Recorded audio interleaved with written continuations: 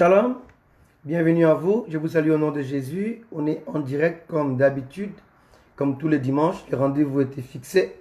On est à l'heure. Il est 13h30 à Londres, 14h30 à Paris. Et dans d'autres pays, vous avez vos heures respectives. Amen. Soyez bénis et connectez-vous dans ce live et surtout connectez-vous au Seigneur Jésus. Alléluia. À son esprit, parce que soit de quoi vous ne pouvez pas comprendre ou saisir ce qui vient de lui. Amen. Avant de commencer, j'aimerais bien que nous puissions écouter un chant qui parle de l'amour de Dieu. The love of God. Alléluia. Il chanté en anglais. Alléluia. Une chanson qui date de plus de 30 ans. Mais lorsque vous allez écouter ça, c'est vraiment une chanson qui est inspirée par Dieu. Amen.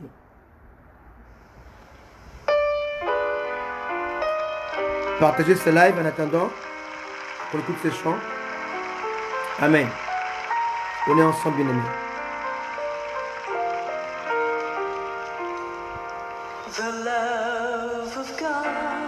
Yes. Bienvenue à vous. Savourez ces chants. Alléluia.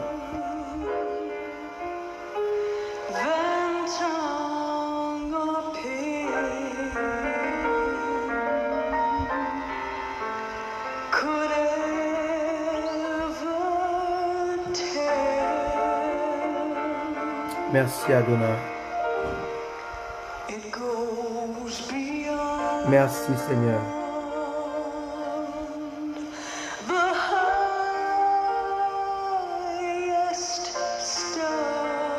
Ce qui ne comprennent pas l'anglais, laissez seulement votre esprit saisir les paroles. Parce que votre esprit comprend l'anglais. Toutes les langues d'ailleurs.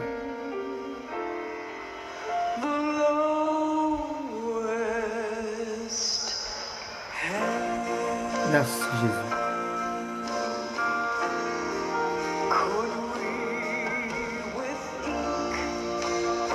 Merci Père. Merci Adonai. Merci Père Céleste. Merci pour la croix, Seigneur. Merci pour l'amour.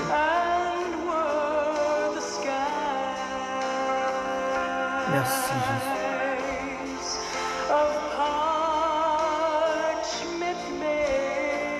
Merci, merci, merci Seigneur.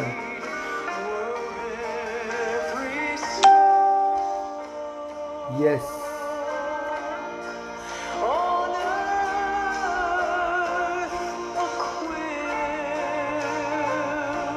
Bonjour depuis Haïti. Soyez bénis. Bonjour depuis Londres, depuis la France. Depuis Londres, depuis les États-Unis. Savourez ces moments, bien-aimés.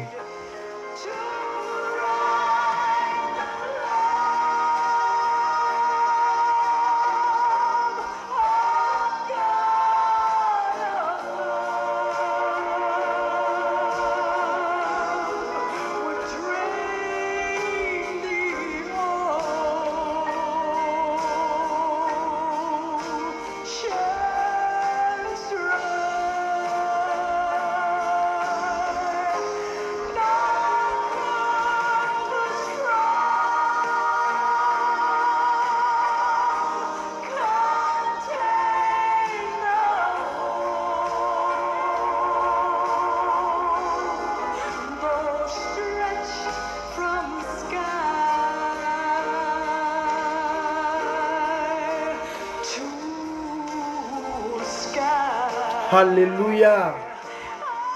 The love of God is rich and pure.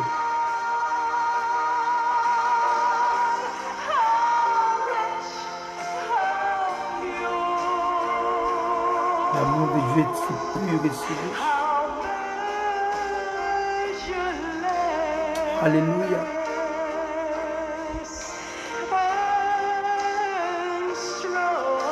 Yes, alléluia.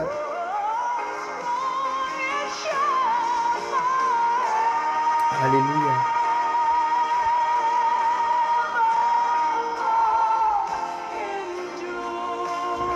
Oh, merci Jésus.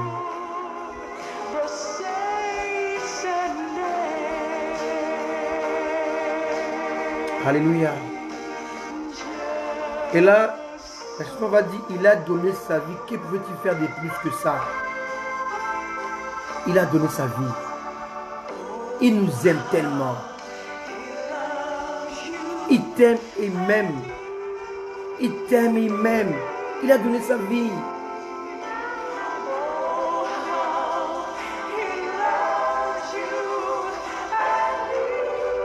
Il a donné ta vie, sa vie pour toi et pour moi. He gave his life. Qu'est-ce qu'il peut faire de plus? Alléluia.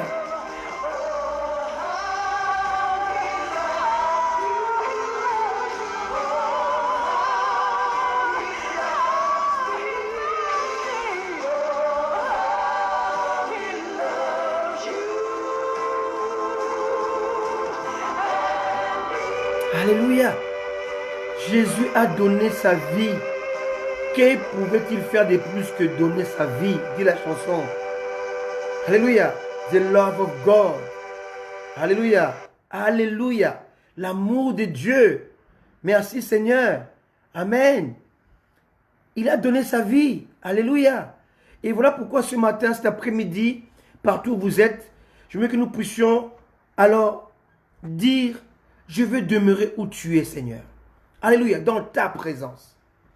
Savoie encore ce deuxième chant pendant que Élu partage ce live dans le groupe pour bénir son peuple, le peuple de Dieu. Je veux demeurer où tu es. Merci Jésus. C'est aussi une chanson en anglais mais traduite en français. Bonjour Pasteur Jimmy depuis la Haïti. Oui, l'Haïti, que Dieu te bénisse, homme de Dieu. On est de tout cœur avec vous.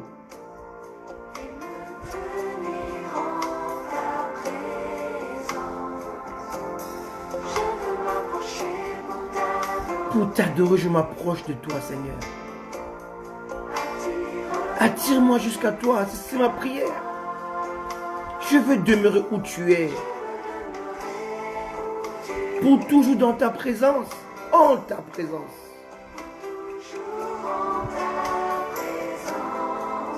Alléluia.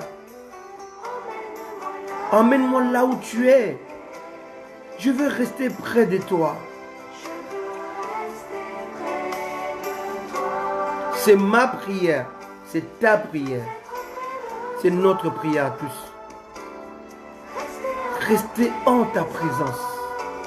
À ta table. Ô mon roi.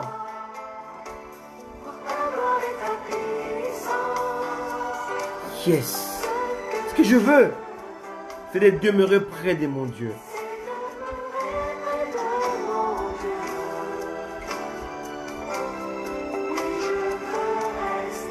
Je veux rester.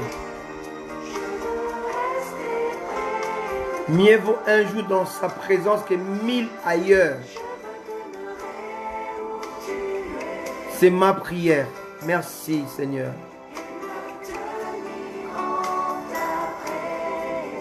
Alléluia. Approche-toi, adore-le là où tu es.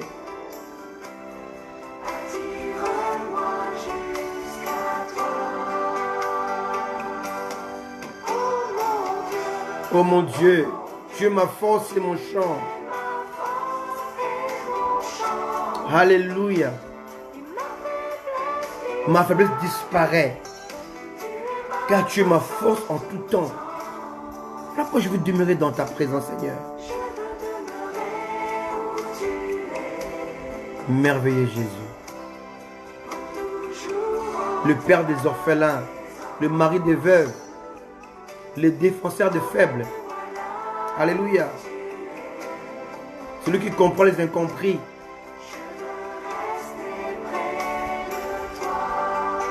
Alléluia.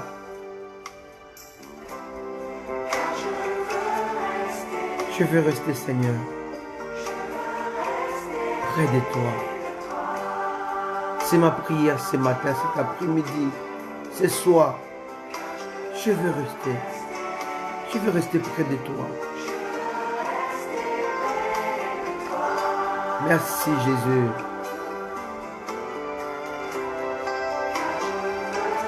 Je veux rester près de mon Dieu. Alléluia.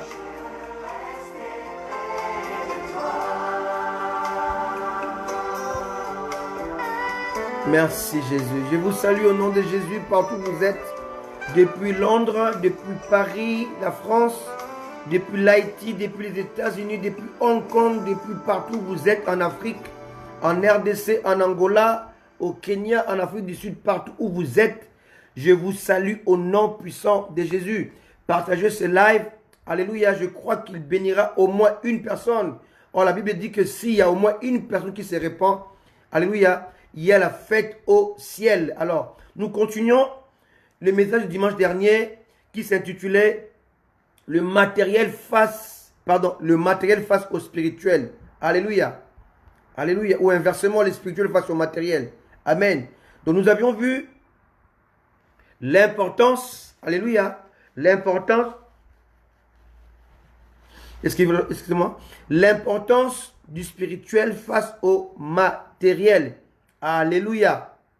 Alors, on s'est arrêté sur Satan face au matériel. Alléluia. Alléluia.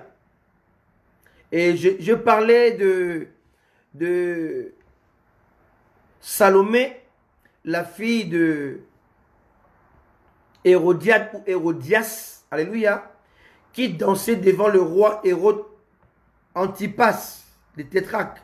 Alléluia. Alors, sa mère, la mère de Salomé, avait été investie ou elle était habitée ou elle était possédée par ce qu'on appelle l'esprit de Jézabel parce qu'elle faisait face à Jean-Baptiste qui avait, quant à lui, l'esprit d'Élie, selon Malachie, qui nous le dit. Alléluia, on l'a vu ça dimanche dernier. Amen. Gloire à Dieu. Amen. Et c'est ça. Et nous avons vu comment, en ayant l'esprit de Jézabel, à Hérodiade ou Hérodias, avait poussé sa fille Salomé à demander au roi Hérode la tête de Jean-Baptiste en lieu et place d'accepter la proposition faite sur serment à sa fille devant les convives. Alléluia, de lui donner la moitié de son royaume. Alléluia. Et je vous ai dit dimanche dernier que elle a refusé d'être reine, donc d'être souverain, d'être, alléluia, la reine de la moitié du royaume de son mari, ou même céder ça à sa fille, parce que c'est sa fille qui devait hériter ça. Alléluia. Mais elle a préféré la tête de Jean-Baptiste parce que le sang d'un innocent, le sang d'un saint a de la valeur inestimable dans le monde des ténèbres. Satan veut nous enlever, nous déchoir de notre position. Alléluia. Parce que le sang d'un saint a de la valeur aux yeux de Dieu. Donc Satan veut le sang, il veut le sang d'un saint parce que plus il va avoir le saint mort, mieux se sentirait parce qu'il est en danger, il est menacé. Lorsque les saints sont en activité, sont équipés par la connaissance de Dieu. Alléluia. Donc cette femme ayant l'esprit de Jézabel, que cet esprit s'opposait à chaque fois à l'esprit d'Élie, voulait la tête de Jean-Baptiste. Donc elle a refusé d'être monarque. Amen. Elle a voulu la tête de Jean-Baptiste pour effacer ou pour arrêter, alléluia, la reproduction de l'esprit d'Élie qui a un seul but. L'esprit d'Élie a un seul but, c'est de préparer les chrétiens, de préparer les enfants de Dieu, le peuple de Dieu au retour de Jésus. Alléluia. Donc Jean était là comme précurseur qui devait préparer le peuple à l'arrivée du Rédempteur, annoncé dans Genèse chapitre 3, verset 15. Pour moi, c'est verset considéré comme étant le plus beau de toute la Bible. Je parle pour moi, je ne parle pas en général, mais concernant. Parce que, comme Jésus dit, rebâtir une maison est plus difficile que construire ou bâtir une maison. Alléluia. Restaurer une maison est plus difficile que construire une maison. Alléluia. Voilà pourquoi la rédemption avait plus de valeur aux yeux de Dieu que la création, parce que Dieu avait consacré un chapitre et demi, alléluia, dans la Bible, ou deux, si vous voulez, 2 chapitres, alléluia, dans lequel il ne parlait que de la création. Mais tout le reste de la Bible, de la parole de Dieu, est réservé pour la rédemption. Et cela prouve à suffisance que la rédemption de l'homme, elle était plus importante que sa création aux yeux de Dieu. Pourquoi? Parce que lorsque Dieu a créé l'univers, il a créé le monde, il a créé tout ce qui existe, Dieu n'a pas déplacé, il ne s'est pas déplacé. Il était assis sur son trône. Mais nous voyons, si vous suivez mes lives il y a 1 mois, 2 mois, j'ai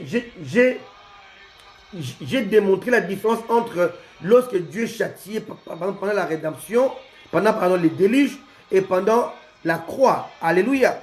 Alors j'ai montré que pendant les déluges, selon le psaume, Dieu était assis sur son trône pendant que la terre était en train d'être envahie par les déluges. Mais alléluia, lorsque Étienne était en train d'être lapidé, Jésus était debout. Alléluia. Alléluia. Et pour la rédemption, Dieu était obligé de s'incarner pour réconcilier l'homme avec lui-même. Donc la rédemption a exigé le déplacement de Dieu, alors que la création, non. Donc la rédemption a plus coûté à Dieu que la création. Alléluia, c'est très important. Voilà pourquoi ici, Hérodiade voulu la tête de Jean-Baptiste dans le seul but, parce qu'elle avait peur, enfin cet esprit avait peur, c'est un démon qu'on appelle l'esprit de Jézabel, avait peur que Jean-Baptiste, cet esprit, soit encore renouvelé. Alléluia. Lorsque Dieu a introduit l'esprit d'Élie, Satan a réintroduit l'esprit de Jézabel pour pouvoir combattre. Amen, cet esprit, parce que cet esprit est là pour rétablir l'ordre. Alléluia. Et Jézabel n'aime pas l'ordre. Jézabel pousse le peuple à l'idolâtrie. Et aujourd'hui, dans le temps de la fin, en 2020, alléluia, l'église non pas primitive, mais finitive, est souvent dirigée et souvent influencée par l'esprit de Jézabel. C'est quoi cet esprit? Cet esprit pousse à la rébellion et pousse à l'idolâtrie. Amen.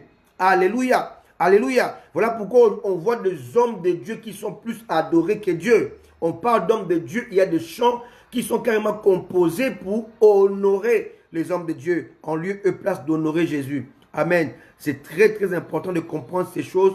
Pourquoi Hérodias a voulu la tête de Jean-Baptiste plus que d'avoir ce qu'on appelle la moitié du royaume. Donc ici on voit le matériel, la moitié du royaume, et le spirituel, la tête de Jean-Baptiste qui était habité par l'esprit d'Élie. Or, Élie avait reçu l'ordre, comme je l'ai dit dimanche dernier, avait reçu l'ordre de réconcilier le père et les enfants. Je l'ai expliqué dimanche dernier. Allez-y, vous référez à ce live où j'expliquais qui étaient les enfants, et ce message donné dans Malachie a été expliqué, alléluia, a été décodé par l'apôtre Jean dans son épître.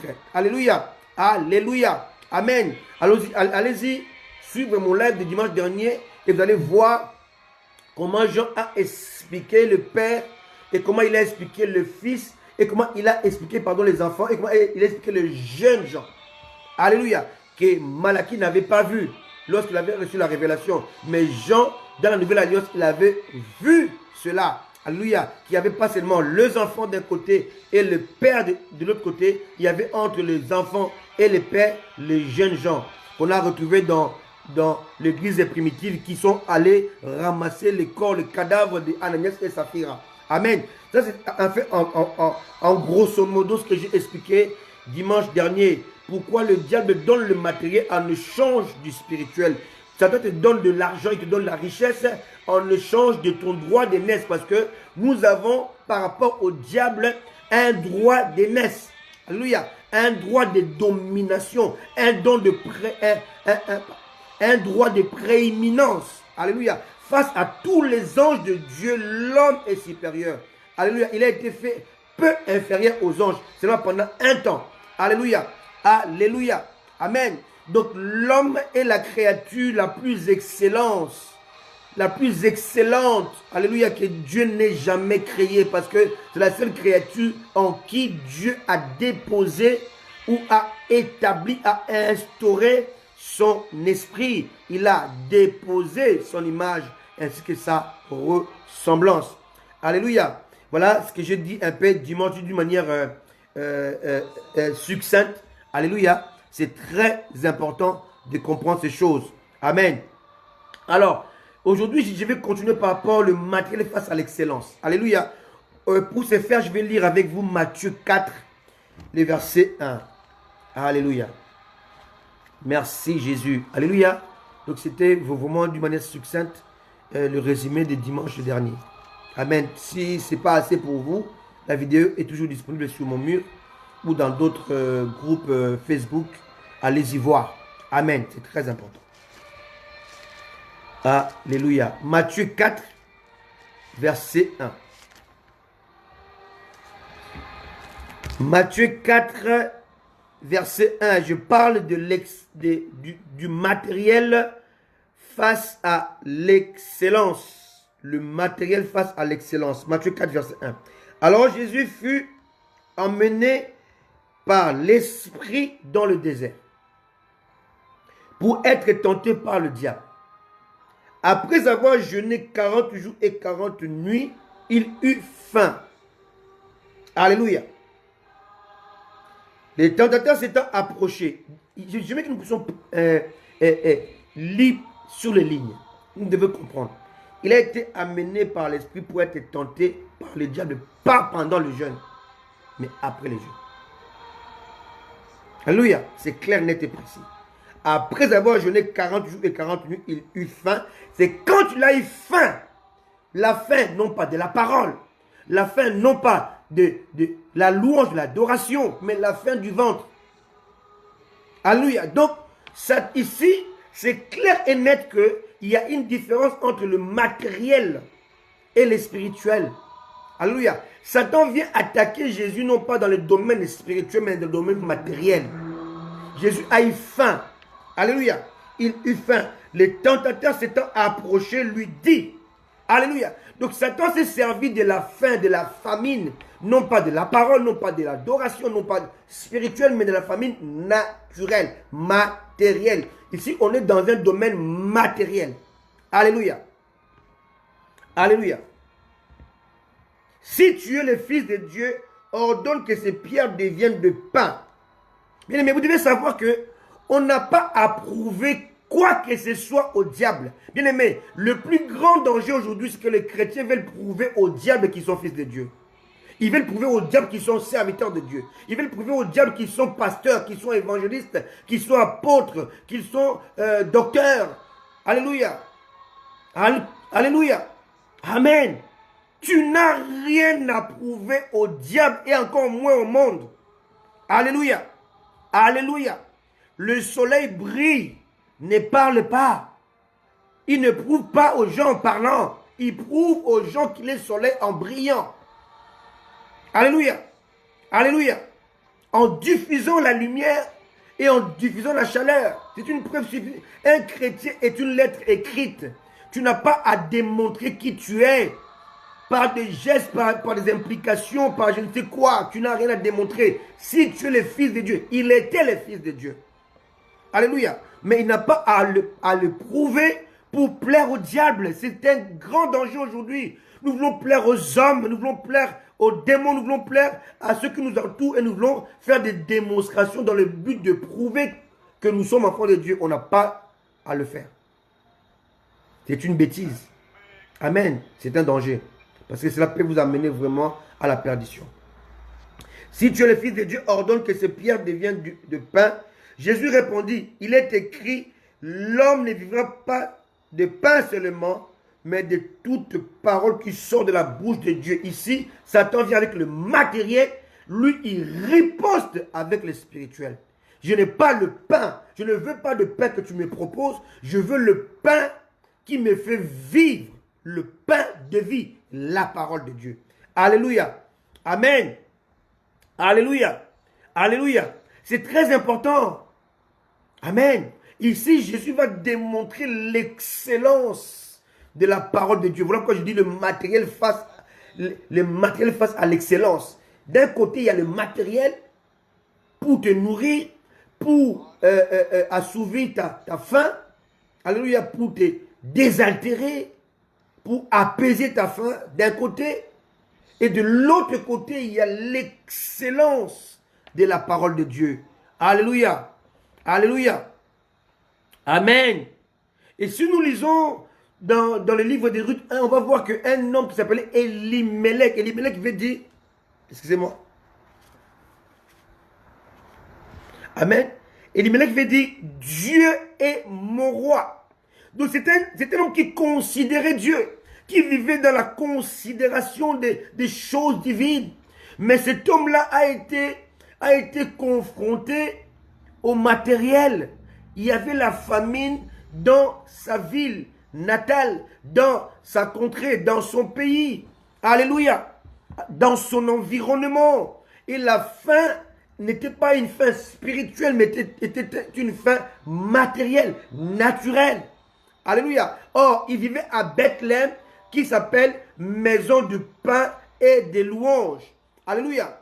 Donc, il y avait le pain quotidien, le pain qui était la parole de Dieu, et il y avait aussi la louange qui était l'adoration due au Seigneur. Alléluia. Qui amène les gens à la consécration. Amen. Mais cet homme Elimelech, Dieu est mon roi, malgré son nom, il a abandonné, il a donné dos au pain spirituel, la parole de Dieu, et il est parti rechercher le pain matériel, le pain pour nourrir non pas son esprit, mais pour nourrir son corps, qui n'est que poussière. Alléluia. Il va quitter la maison du pain et des louanges, qui veut dire le royaume de Dieu, pour se rendre, alléluia, pour se rendre dans la maison de pain naturel qu'on appelait Moab, le pays de plaisir charnel et diabolique, le royaume de Satan. Alléluia. Est-ce que vous comprenez un peu? Aujourd'hui, beaucoup de gens vendent leur droit d'aînesse, leur autorité messianique. Je vais vous dire une chose. Lorsque Jésus a dépouillé Satan, parce que Satan était revêtu de l'autorité adamique. Pourquoi adamique? Parce que lorsque Satan a vaincu Adam, il s'est revêtu de l'autorité adamique à la manière de boxeur. Hein. Lorsque tu gagnes, tu reprends la ceinture de celui que tu as vaincu. Alléluia. Donc, Adam avait ce qu'on appelle l'autorité adamique. Voilà pourquoi Adam étant placé au-dessus de tous les anges de Dieu, comme créature par excellence, aucun ange de Dieu, bien aimé, écoutez-moi très bien, lorsque vous lisez l'Apocalypse, qu'un ange puissant est descendu et enchaîné le diable, on parle de ce qui va se passer après la croix, pas avant la croix. Avant la croix, Satan parvenait à emprisonner les anges de Dieu. Lisez la parole de Dieu dans Daniel chapitre 10. Dieu envoie un messager, il envoie Gabriel, il envoie l'ange. Alléluia. Donner le message à Daniel. Et le premier jour que Dieu l'avait envoyé, c'était le jour où Daniel avait prié. Mais entre le message de Dieu envoyé par l'ange et l'exaucement, s'est passé 21 jours. Et pendant 21 jours, Satan avait résisté à l'envoyé de Dieu, l'ange de Dieu, saint, un saint ange, mais qui était mis en prison, retenu, repoussé, résisté pendant 21 jours. Il fallait que Dieu envoie Michael, qui est un ange de guerre. Alléluia. Pour aller libérer et permettre à cet ange-là d'aller apporter la nouvelle à Daniel. Est-ce que vous comprenez un peu? Ici, ça s'est passé avant la croix. Alléluia. Et là, ça prouve à suffisance que Satan avait bel et bien reçu ou hérité ce qu'on appelle l'autorité adamique, qui plaçait Adam comme étant l'autorité après Dieu. Et lorsque Satan l'a vaincu, Satan a récupéré cette autorité. C'est la raison pour laquelle lorsque Jésus est venu, l'apôtre Paul l'appelle dans 1 Corinthiens 15. l'apôtre Paul l'appelle le dernier Adam. Ce n'est pas un hasard. On l'appelle le dernier Adam parce qu'il devait affronter le premier Adam. Pas Adam, chair, qui a succombé dans le péché, mais Adam, esprit. Alléluia. Alléluia. Adam qui régnait au travers cet esprit adamique, cette autorité adamique que Satan avait récupéré. Amen. Et lorsqu'on parle de l'ange qui va enchaîner Satan, le dragon, il est question ici d'après la croix, pas avant la croix. Avant la croix, cette scène serait impossible. Parce qu'aucun ange de Dieu ne pouvait jamais lier le diable. Aucun. Parce qu'il était revêtu de l'autorité adamique, qu'il est placé au-dessus de tout. Voilà pourquoi même, lorsque Jude explique, il montre la folie de certains chrétiens qui insultent le diable. Il dit, lorsque Michael est parti réclamer le corps de Moïse, c'est cette histoire-là, c'est aussi fait avant la croix. Lorsque Dieu a enterré Moïse, la Bible dit qu'aucun homme n'a vu où Moïse a été enterré. Mais les anges, les esprits ont vu. Alors Satan était parti déterrer les corps de Moïse. Alléluia. Et à cet effet-là, maintenant, Dieu a dépêché Michael. Écoutez bien cette scène, allez dans Jude, ce n'est pas mon message d'aujourd'hui. Si vous voulez, je vais y revenir un jour. Alléluia. Et lorsque Jude parle de cela, il dit que Michael, qui est un ange fort et puissant, il n'a pas injurié le diable. Il a dit que Dieu te reprime. Amen. Ici, il est question de Michael. Il agit, il va combattre Satan qui veut détruire le corps de Moïse. Ici, cette scène se passe avant la croix. Donc, avant la croix, aucun ange de Dieu ne pouvait vaincre le diable. Alléluia. Si c'était le cas, si un ange de Dieu pouvait vaincre le diable avant la croix, Christ ne serait pas venu. Alléluia. Il fallait un dernier Adam, pas un second, un dernier Adam. Donc après lui, il n'y a plus d'Adam. Alléluia. Et Jésus l'a vaincu, a vaincu le diable, pas comme Dieu. Je tiens à le signaler. Jésus a vaincu Satan, a vaincu le premier Adam comme étant dernier Adam, donc comme étant 100% humain. Il devait se consacrer, il devait être discipliné. La Bible dit dans Hébreu, il était obéissant jusqu'à la mort de la croix. Alléluia. Il était plongé dans la piété, dans la consécration, dans la prière. Parce qu'il devait se discipliner, parce qu'il savait qu'il devait affronter le premier Adam. Donc Jésus a dépouillé Satan du manteau adamique. Alléluia. Qui était au-dessus du manteau angélique. Alléluia. Alléluia. En le dépouillant, alléluia, il a dépouillé et après l'avoir dépouillé, il nous a couronné, il nous a revêtus d'un nouveau manteau, non pas adamique, mais messianique. Or, le manteau messianique, il est divin. Le Messie est le Dieu incarné. Alléluia. Alléluia. Donc, en prenant le manteau messianique, Dieu t'a placé, toi qui me suis aujourd'hui, il t'a placé au-dessus de Adam lors de la création. Or, lorsque Dieu a créé Adam, Adam était placé au-dessus de toutes les créatures. Voilà pourquoi il devait les nommer. Alléluia. Donc, en te sauvant par la croix, alléluia, amen, Dieu t'a placé au-dessus de l'autorité que Adam avait à la création. Tu portes le manteau messianique. La Bible dit que nous sommes revêtus de Christ. Tu portes le manteau christique. Alléluia. Quelqu'un me comprend? Amen. Donc l'autorité que tu possèdes, elle est extrêmement élevée au-dessus de celle qu'Adam avait. Et cette autorité lui octroyait le droit de nommer les gens. Écoutez-moi très bien. On ne peut pas dominer quelque chose sans l'avoir nommé au préalable. Avant de traiter une maladie, il faut d'abord la nommer. Alléluia. Faute de quoi, on va être plongé à faire ce qu'on appelle des soins. Alléluia. Alléluia. Et non pas aller chercher curer ou traiter ou guérir. Amen. Alléluia. C'est très important. Le fait de nommer veut dire dominer. Celui qui domine, celui qui nomme. Et l'autorité christique nous donne la possibilité de nommer les choses, de les dominer, de les écraser, de les mettre hors d'état de nuit. Amen. Alléluia. Donc ici, la guerre entre le premier Adam déchu, donc Satan qui avait volé cette autorité avec le dernier Adam, alléluia, était une guerre, une bataille terrible. Alléluia. Alléluia. Alléluia. Amen. Alléluia. Et Jésus l'a vaincu non pas comme étant fils de Dieu. Écoutez-moi très bien. Ne déformez pas mes propos.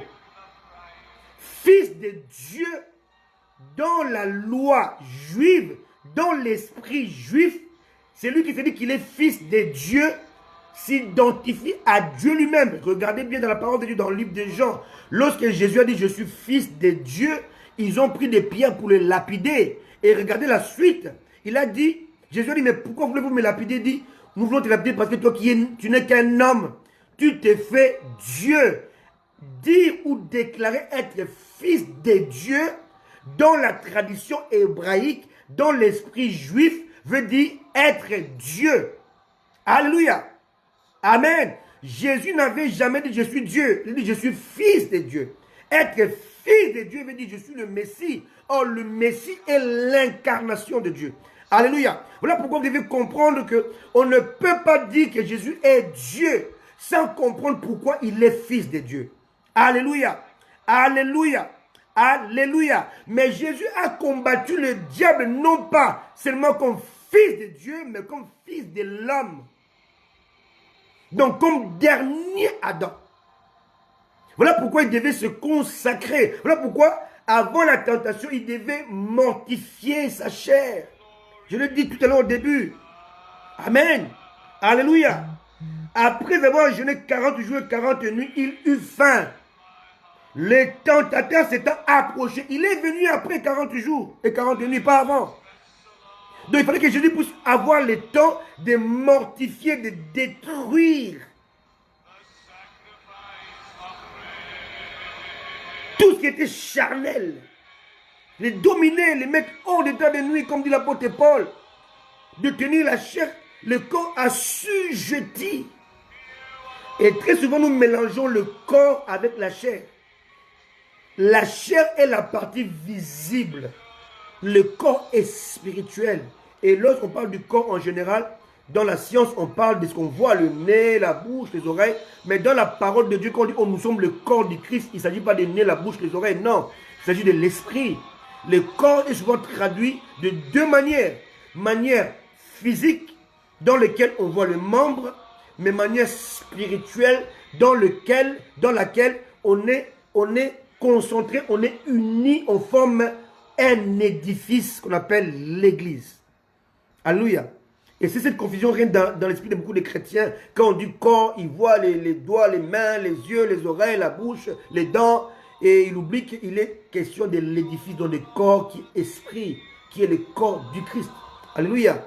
Et il confond entre le corps du Christ et l'esprit en fait. En fait, très souvent quand on traduit les corps, on parle de l'esprit. On ne parle pas de corps qui est naturel. Mais quand on parle de corps qui est naturel, que nous voyons visible, il est nommé par la chair. Amen. Comme on dit en anglais, flesh. Amen.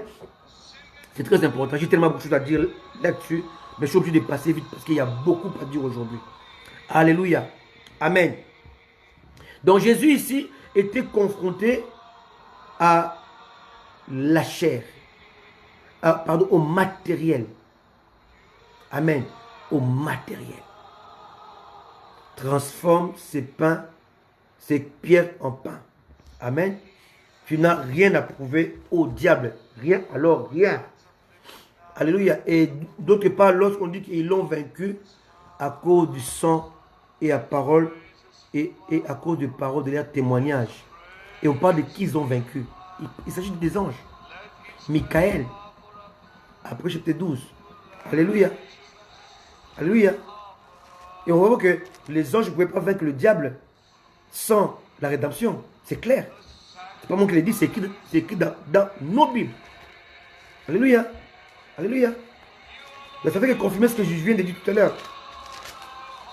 Merci Jésus. Alléluia. Gloire à Dieu. Alléluia. La Bible dit dans le livre d'Apocalypse chapitre 12. Alléluia. Au verset 3, un autre signe parut encore dans le ciel, et voici, c'était un grand dragon rouge,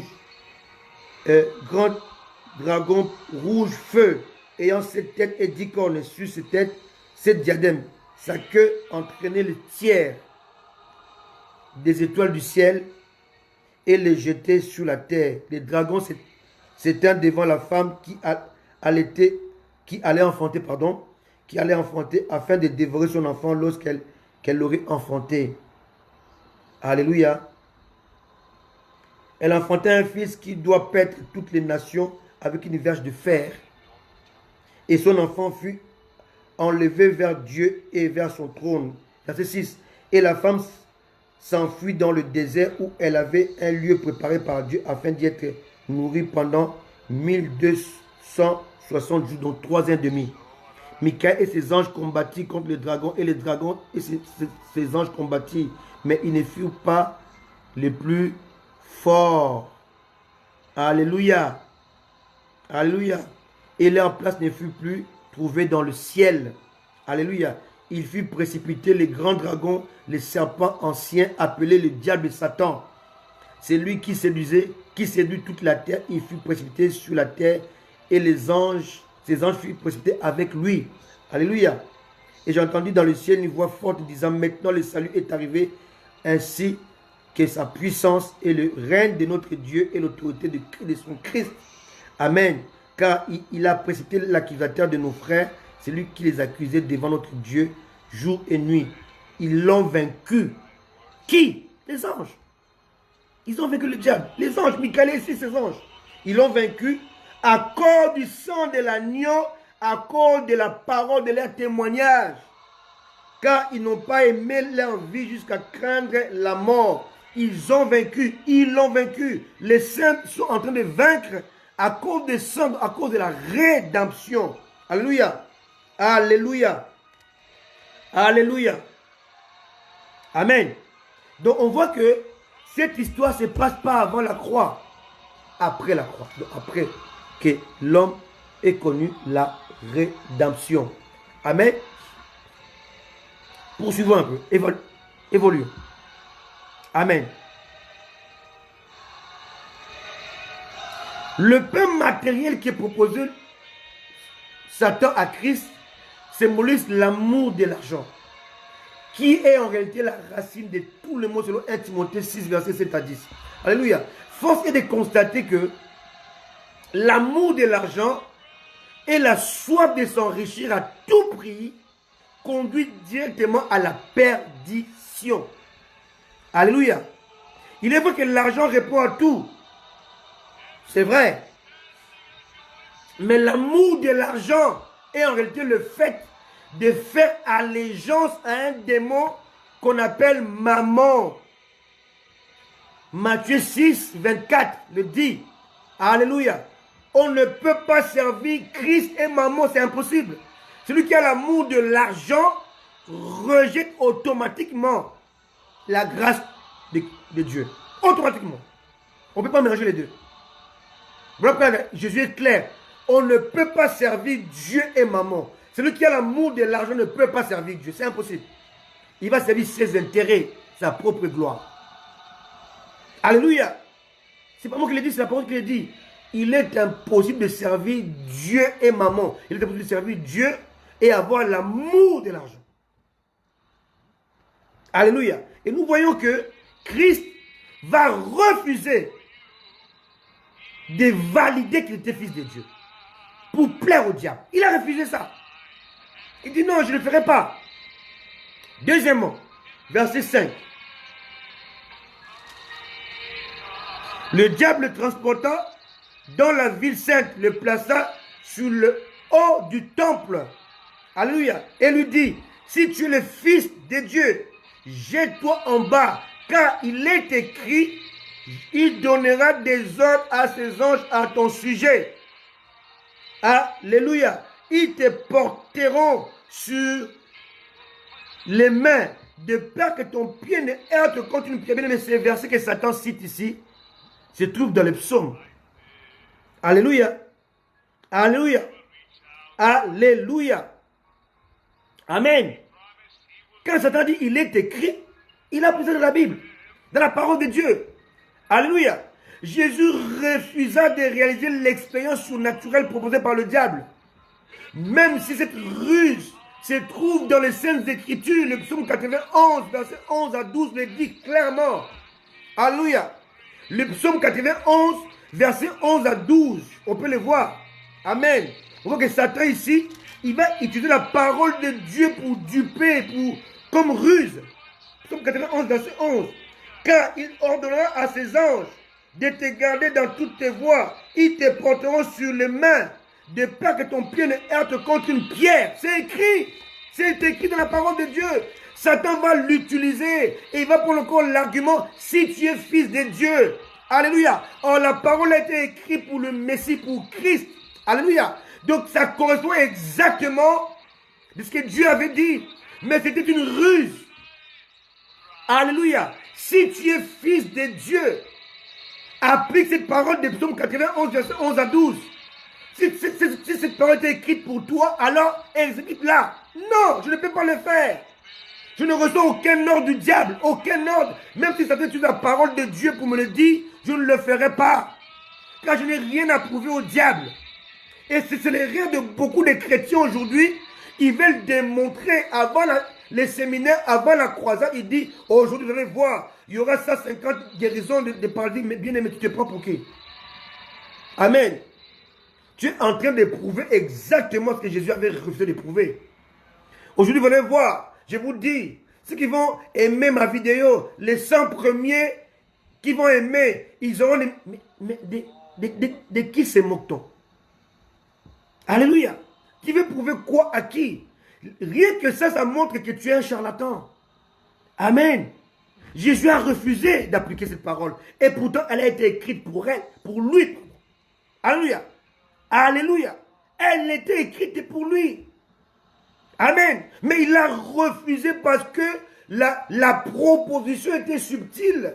La proposition était diabolique. C'était un piège. Combien aujourd'hui tombent dans le même piège du diable? Ils veulent prouver qu'ils ont Christ jusqu'à aller dans le camp du diable. Dieu ne vous a jamais dit d'aller là-bas. Jamais, c'est écrit nulle part dans la Bible.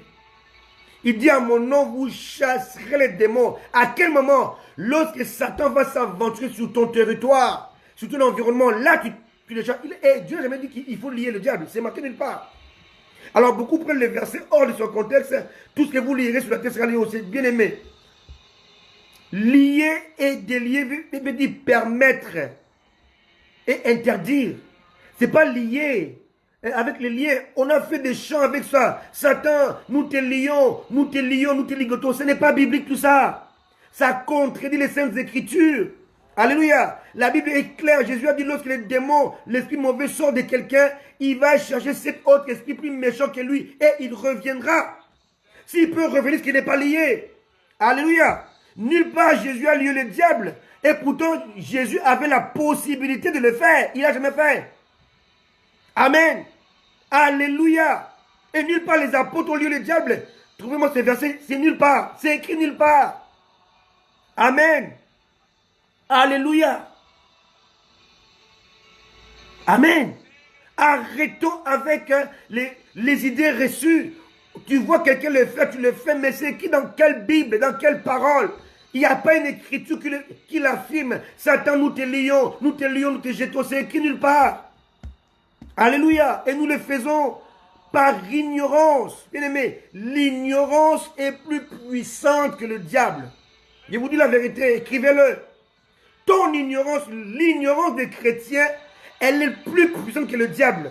Satan a été dépouillé, mais les chrétiens tombent dans l'erreur, dans le péché.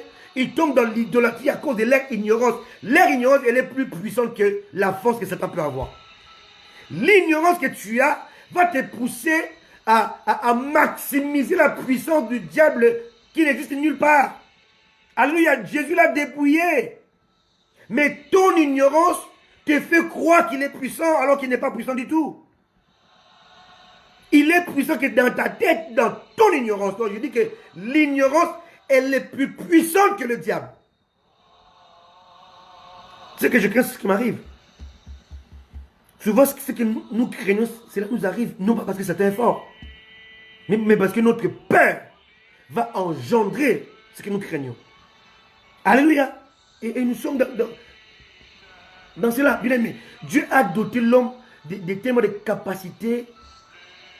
Si tu dis je suis malade, ta bouche le confesse, ton cerveau le retient et ton cerveau le transmet dans les nerfs de ton corps qui vont s'affaiblir. Et tu tombes malade. Ça, je parle de la science. Je parle de la biologie. Je parle de la médecine. Alléluia. Alléluia. Amen. Alléluia. On parle de ce qu'on appelle l'effet placebo. Alléluia. L'effet de croire qu'on peut être guéri rien que par la parole. Alléluia. Je dis que je prends les médicaments, ça va me faire du bien. Avant même que les médicaments puissent agir dans ton corps, tu te sens déjà bien. Tu n'es pas guéri à cause des médicaments, c'est l'effet placebo. Tu es guéri par ta manière de croire à ces médicaments, mais pas par les médicaments. On appelle ça l'effet placebo. Alléluia. Une théorie développée par un médecin français qu'on appelle Henri Laborie. Alléluia. Est-ce que vous comprenez? Et cela, les chrétiens, ils développent aujourd'hui. On a inventé des noms de sirènes dans le monde entier. Amen. Alléluia. Sirène de ceci, sirène de cela. J'étais avec les sirènes bien aimés. C'est écrit nulle part dans la Bible. Il n'y a pas de mot sirène dans la Bible. C'est écrit nulle part. Voilà pourquoi je ne crois pas à ces témoignages-là. Ce sont des démons. Et les démons amènent ces gens-là dans un monde virtuel. Dans un monde illusoire, inexistant. Le monde de Satan existe, mais comme si... Laissez-moi vous donner un exemple. C'est lui qui vient en France, il voit la tour Eiffel, n'est-ce pas vrai? Il voit l'Arc de Triomphe, n'est-ce pas vrai? Il voit le château de Vincennes, n'est-ce pas vrai? Mais comment est-ce que vous expliquez que tous les gens qui étaient chez le diable, ils voient des choses différentes? Alléluia! Ils ont été dans le monde, même le monde du diable. Mais quand ils racontent ça, tout ce qu'ils disent, ça ne s'accorde pas. Amen. Quand je vais en France, je vais dire comment la tour Eiffel, elle est. C'est celui qui vient après moi, 10 ans après moi, il va détailler la même chose par rapport à la tour Eiffel. Mais comment est-ce que les gens qui vont voir le monde de Satan, quand ils détaillent, ils se contredisent. Ils disent des choses qui s'opposent. Et pire encore, ils disent des choses que la Bible ne dit pas. Alors moi, je ne vais pas croire ces gens-là. Amen. Parce que la Bible est la seule parole qui est véridique. Alléluia. Amen. Alléluia. Tous les gens racontent, j'étais sorcier, j'étais sataniste, j'ai vu ceci, j'ai vu cela, j'étais au ciel, j'ai vu les maisons trouées, avec des casseroles et trouées, bien aimés. Arrêtez de mentir le peuple de Dieu. C'est écrit nulle part. Ce n'est pas biblique tout ça. Vous mentez aux gens et Dieu vous condamnera. Alléluia. Satan vous a montré la folie. Il vous a montré la tromperie. Il vous a montré l'illusion. Ce que vous dites là n'est pas biblique. C'est écrit nulle part. Je ne crois pas en vous. Je crois en la parole de Dieu. Alléluia. Vous mentez aux gens. Et votre erreur, lorsque vous vous repentez, vous ne prenez pas le temps de vous asseoir au pied pour apprendre. Tu te répands au mois de janvier, au mois de février, tu fais le tour des églises pour faire les témoignages. Quand est-ce que tu as le temps d'être discipliné par le Saint-Esprit, d'apprendre, d'être assagi, d'être contrôlé par Dieu, d'être équipé par Dieu, d'éprouver ta conversion? Quand? La précipitation est la mère de la chute. Amen. C'est dangereux. Alléluia. On le voit aujourd'hui. Quelqu'un, il était sorcier pendant 30 ans. Il s'est converti. 30 ans après, un mois après, il devient apôtre. 2 mois après, il est archibishop. 4 mois après, il fait le tour du monde, il parle des choses de Dieu, comme s'il connaît Dieu plus que nous, qui sommes là depuis plus de 30 ans, alléluia, presque 40 ans, sans aller dans le monde des ténèbres, et quand il parle de Dieu, il montre qu'il est plus que nous. Non, mon frère, arrête ça, arrête ça. C'est la tromperie. Tu ne peux pas. Tu ne peux pas. Ce n'est pas biblique. Il y a les pères que Dieu a établis. Alléluia. Toi, quand tu viens, assis-toi et apprends. Amen. Tu ne peux pas prétendre être plus que ceux qui étaient là depuis 30 ans, où ils ont reçu des coups et des coups, des humiliations, où ils sont accrochés depuis 40 ans, on s'accroche au Seigneur, et toi qui viens sur le diable pendant 30 ans, même pas 1 mois, ça ne se fait pas. Le temps d'incubation compte. Moïse a fait 40 ans à adorer les idoles chez Pharaon. Dieu a mis 40 ans pour purifier Moïse dans le pays de Madian. C'est la Bible qui le dit. Alléluia. Jésus a été caché pendant 30 ans dans l'anonymat pendant 30 ans, pour accomplir le ministère de 3 ans et demi. Vous comprenez comment Dieu fait? Dieu appelle Joseph, il avait 17 ans. Il reçoit le rêve à 17 ans. Alléluia. Il fallait attendre 22 ans. 22 ans. Que Dieu le brise. Alléluia. Que Dieu le gère, le discipline pour expérimenter le rêve. 22 ans après. Vous savez quel âge David avait quand il a été roi? Il avait moins de 17 ans. Alléluia. Il est monté surtout à 30 ans. Il a eu un temps, il passait à courir. Il était roi, mais il fouillait un autre roi qui était rejeté. Tu as un temps qu'on appelle le temps d'incubation où Dieu te discipline. Il t'apprend la discipline. Il t'apprend l'humilité. Tu vis dans l'humiliation où Dieu te brise, il enlève la chair bien-aimée. Tous ces pasteurs-là aujourd'hui, qui étaient des satanistes aujourd'hui, qui n'ont pas passé le temps d'incubation, sont des faux serviteurs de Dieu. Je l'ai dit, ça met de l'eau dans ma bouche. Vous êtes des faux serviteurs de Dieu.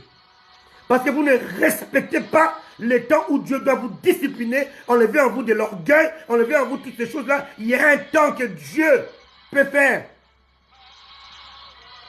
Alléluia.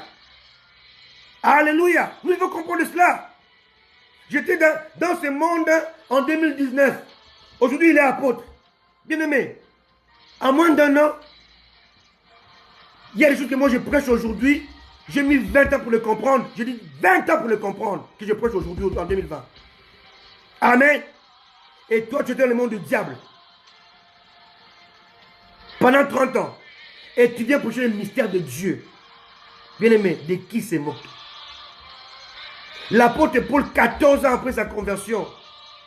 Alléluia. Il dit, je fais ce que je ne vais pas faire. Ce que je fais, je ne le fais pas. L'apôtre Paul, l'excellent apôtre. Alléluia. Il était encore tâtonnant. Il va circoncire Timothée par précipitation. Amen. Parce que son père était grec, sa mère était juive. Amen. Et lorsqu'on le pousse à quoi? À circoncire Tite, il refuse. Mais il s'est passé combien de temps entre sa conversion, la circoncision de Timothée et la prétendue circoncision de Tite? Lisez la parole de Dieu, comparez les choses. Vous allez voir. Il y a eu un temps où pour tes points, il devait apprendre.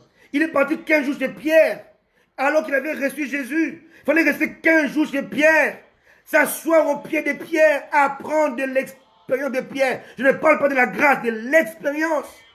Alléluia. David était un roi d'Israël, mais il devait être au pied de Saül pour apprendre de l'expérience de Saül. Il fuyait Saül. Amen. Aujourd'hui, c'est du gros n'importe quoi. Quelqu'un qui vient dans le Seigneur, alléluia, directement docteur, prophète, apôtre, bishop, qui t'a formé? Tu étais assis où? Au pied de qui? Amen. Alléluia. La Bible dit Jésus obéissait à Joseph et à Marie, alors qu'il était fils de Dieu. Amen. Tu es assis au pied de qui? Pour apprendre. Alléluia. Moi qui vous parle, mes pères sont vivants, d'autres sont morts, mais ils sont vivants. Il y a certains qui sont là, ils peuvent témoigner. Alléluia. Allez-y sur mon mur, vous allez voir, j'ai mis la photo de mon papa, Papa Mbo, qui m'a baptisé en 1984. Il est vivant, il a son téléphone. Appelez-le. J'ai un témoignage vivant. Alléluia. Amen. Toi, tu sors de nulle part. Tu étais sorcier, tu étais féticheur, tu étais magicien. Aujourd'hui, tu es apôtre. Tu es passé par quelle école? Je ne parle pas d'école biblique, l'école de Dieu, l'école du ministère. Je ne parle pas d'école des hommes, l'école où tu dois apprendre l'humilité, être dans l'humiliation, apprendre à être brisé, être éduqué spirituellement. Alléluia. Quelle école? Quel est son nom? Vous voyez pourquoi vous refusez les pères aujourd'hui? Parce que vous n'avez aucune base biblique. Vous voulez être comme des pères, alors que vous n'êtes pas des pères. Vous n'êtes même pas des enfants, même pas des fils. Vous voulez être des pères. Et ceux qui vous suivent dans la perdition. Hélas. Amen. Alléluia. Pourquoi? Parce que vous êtes envahi par le matériel. Le matériel vous pousse à vendre votre droit d'aînesse. Oui, tu es sauvé, papa. Tu étais sorcier. Tu as confessé, Dieu t'a livré. Je le crois à ta liberté. Je crois à ta délivrance. Je le crois. À 100%, je le crois. Mais c'est dont je ne crois pas, que tu sois encore prêt à se tenir devant les gens et prêcher la parole de Dieu, enseigner la parole de Dieu. Ça, je ne crois pas. Je n'ai pas prêt. Il faut que tu attendes. Il faut que tu apprennes d'abord. Il faut que tu sois assis au pied d'un homme, d'une femme que Dieu a établi. Alléluia. Pour qu'il puisse te discipliner. Amen. Alléluia. Et Jésus, cela est écrit pour lui. Mais il n'a pas fait. Parce qu'il n'a rien appris au diable. Alléluia. Jésus connaissait cette portion des Saintes Écritures. Il les connaissait, bien aimé. Psaume 91, versets 11 et 12. Il savait que c'était écrit pour lui. Alléluia. À son endroit. Mais il n'a pas exécuté. Alléluia. Aujourd'hui, nous voyons des gens qui veulent paraître les anges dans la réunion chrétienne. Alors que le Seigneur nous a dit, il nous a promis l'assistance non pas d'un ange ou des anges, mais du Saint-Esprit. Vous voyez la contradiction? Il dit, je vous donnerai un autre consolateur afin qu'il soit éternellement avec vous. Qu'il soit éternellement avec nous. Donc, entre la promesse et son accomplissement, il n'y a pas des anges dedans. Amen. Les gens vont me dire, oui, l'apôtre Pierre était assisté par les anges. Oui, il était assisté par les anges que Dieu avait envoyés. Pas que lui, il avait invoqué. Il y a nuance. Pierre n'a pas cherché les anges. C'est Dieu qui a envoyé les anges. Alléluia. Alléluia. Ne confondez pas les choses. Amen. Amen. Et on voit des vidéos où on dit qu'ils ont filmé une sirène. Mais ici, une sirène, si elle existe, c'est un esprit. C'est un démon. Est-ce qu'on peut filmer un démon? On peut filmer un esprit? Est-ce que tu peux filmer le vent? Tu peux prendre la photo du vent? Vous voyez la stupidité là où l'ignorance peut pousser l'homme. Oh oui, on voit les anges. Tu peux voir un ange. C'est un esprit. Tu ne peux même pas voir le vent qui souffle sur toi depuis des années, depuis que tu es né. Tu n'as jamais pris la photo d'un vent. Mais aujourd'hui, tu veux prendre la photo d'un ange qui est esprit. Vous ne voyez pas que l'ignorance pousse les gens à croire n'importe quoi.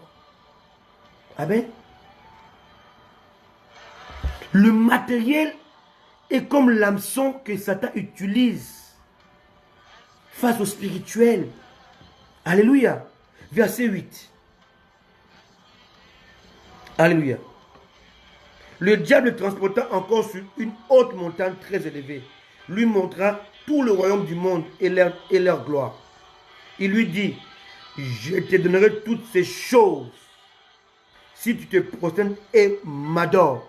Bien-aimé, je veux que nous puissions revenir un instant. Je ne vais pas être pressé. Hein. Si je ne finis pas, je finirai dimanche prochain. Il n'y a pas de souci.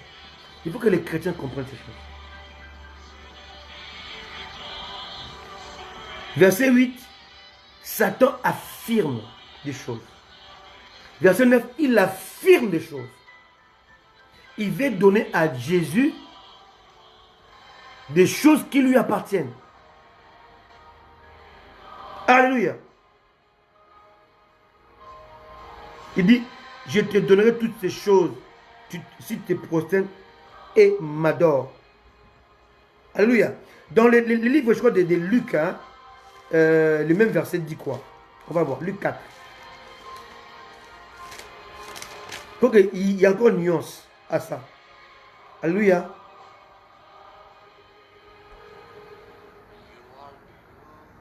Alléluia.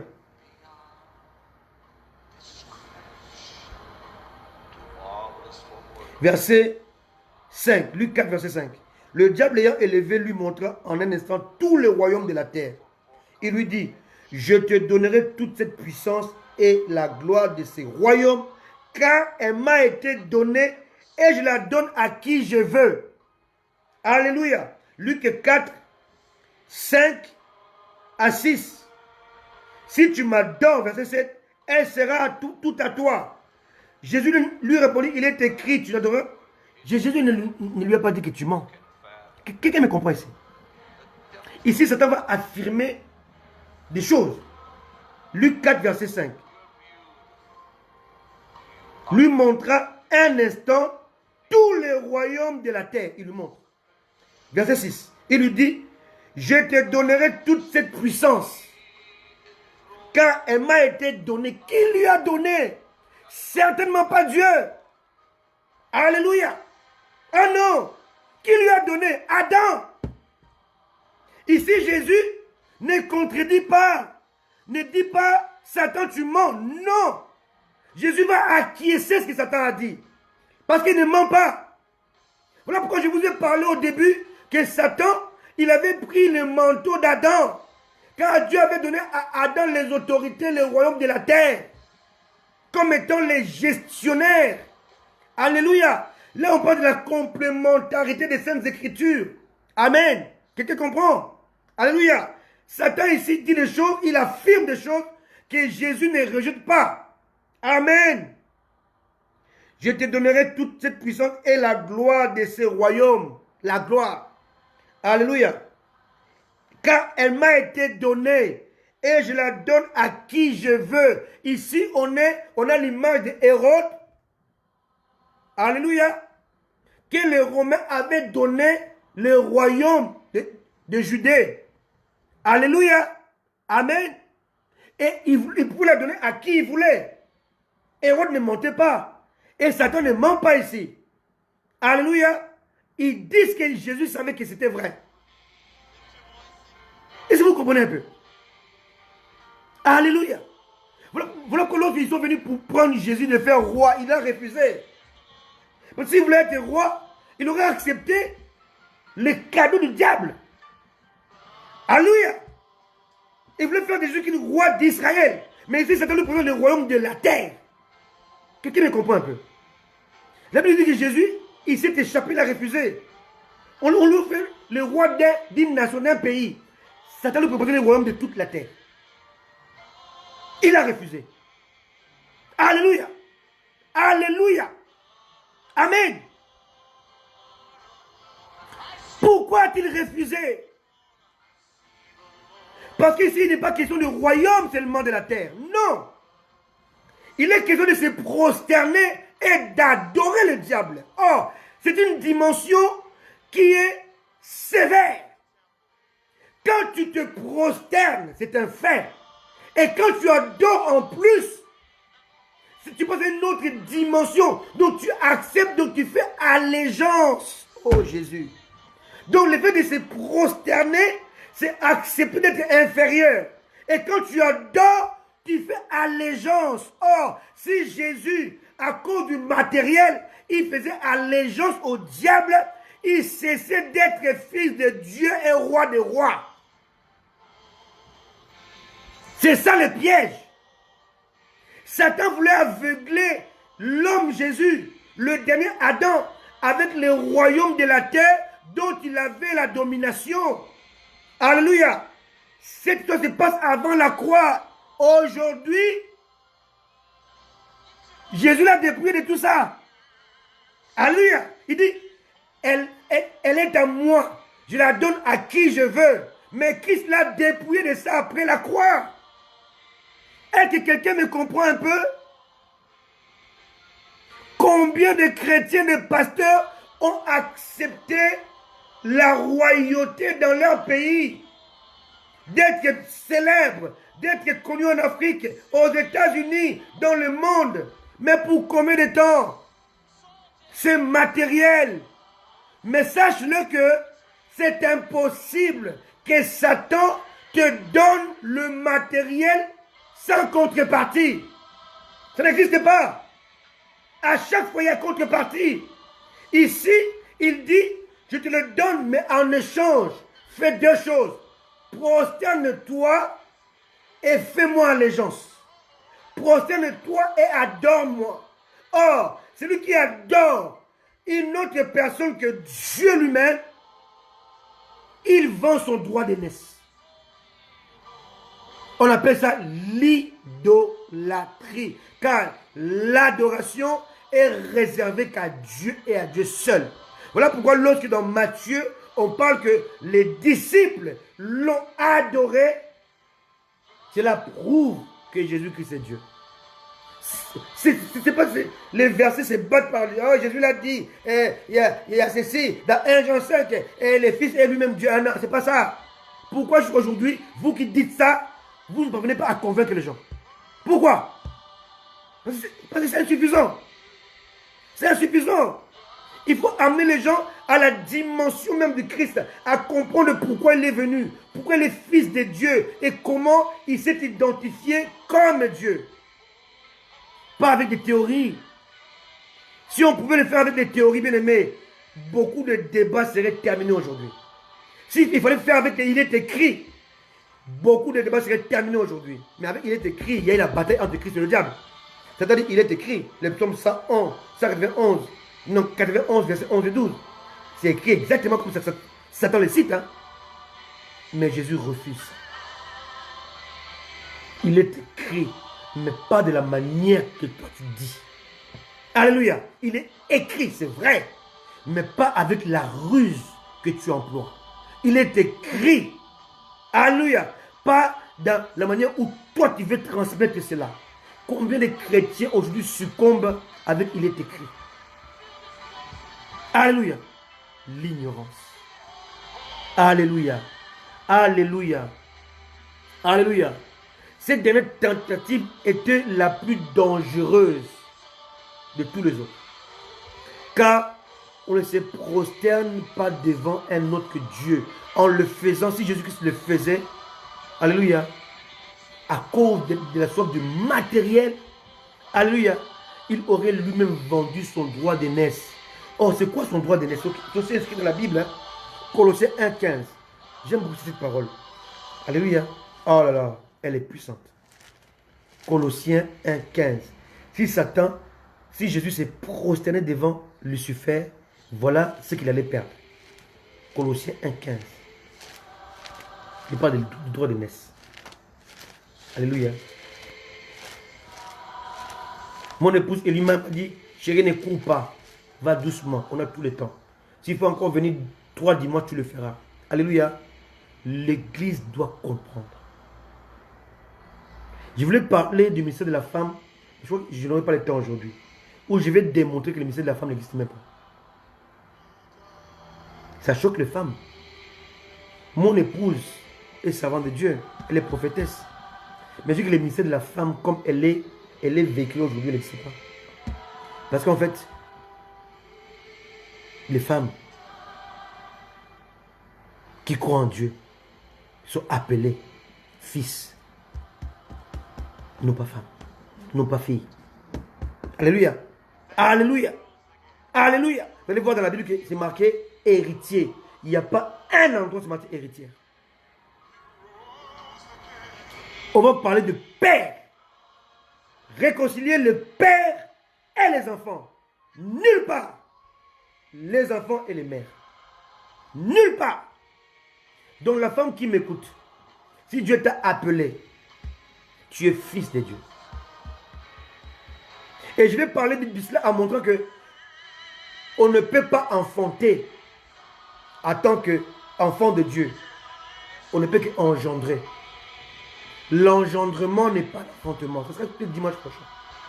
Alléluia. Donc une femme qui s'est convertie, qui a reçu l'appel de Dieu, elle devient ministre de la parole. Et je vais démolir toutes les parodies, la doctrine qui montre que Paul a dit la femme c'était. Je vais vous expliquer ces mots-là en grec, ce que ça veut dire. Et comment les gens l'ont tourné, ont tourné les gens en bourrique pour dire que Dieu n'a pas permis aux femmes de prêcher, d'enseigner. Je vais démontrer ça par A plus B. Ne manquez pas ce live. Alléluia. Alléluia. Amen. Il est temps que l'église soit éclairée. Il y a plus de 4 milliards de femmes sur la terre.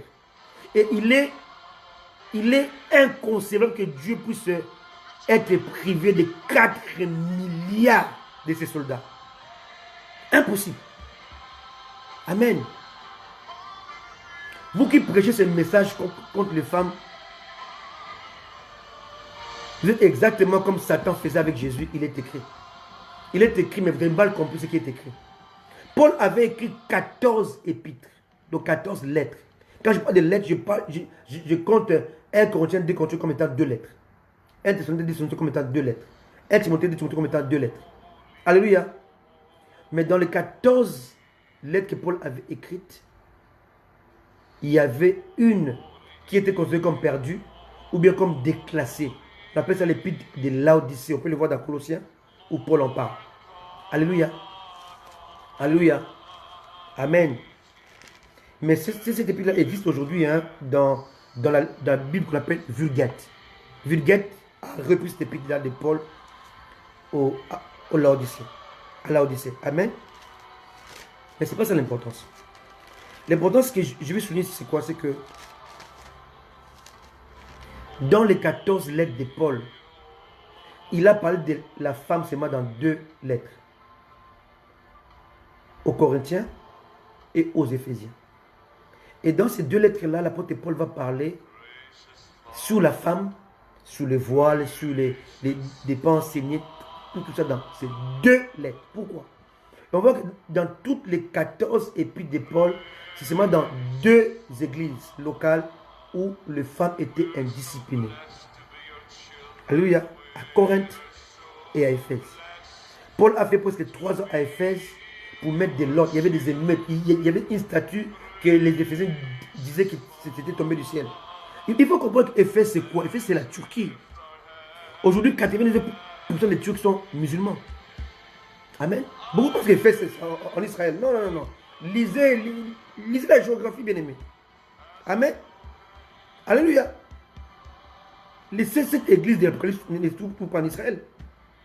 Amen. Laissez cette église tout pas en Israël. Alléluia. Alléluia.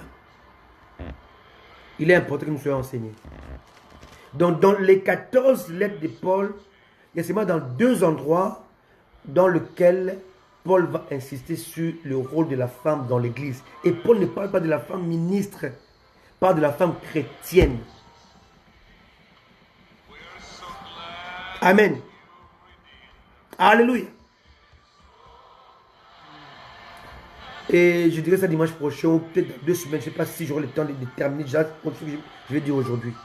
Mais Dieu veut vous écrire. Dieu va enlever tout ce qui est écaille, tout ce qui est doctrine diabolique qui vient pour mettre les désordres dans l'église. Alléluia. Le temps est arrivé. Colossiens. Je ferme la parenthèse, je vais l'ouvrir la semaine prochaine ou dans 2 semaines. Colossiens, chapitre 1, verset 15. Le Fils est l'image du Dieu invisible, le premier-né de toute la création. Voilà ce qu'on appelle les droits d'aînesse, la prééminence. Alléluia. Alléluia. Alléluia.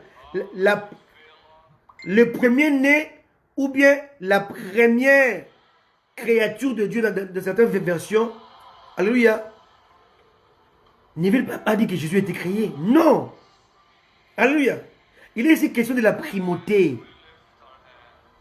Non pas de l'origine. Alléluia.